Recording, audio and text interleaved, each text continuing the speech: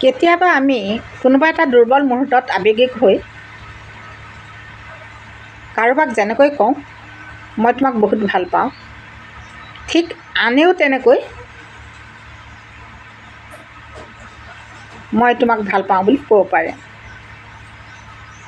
সেইবুলি সেই কথাষাৰতে উঠি ভাঁহি যাব নালাগে, কাৰণ আজি ভাল পোৱাজনে কালি হয়তো আপোনাৰ কাষত নাথাকিবও পাৰে। গতিকে সময়লৈ প্ৰতীক্ষা কৰক। সেই ভালপোৱা আপোনাৰ দুখে সুখে কিমান দিন টিকে লক্ষ্য কৰক।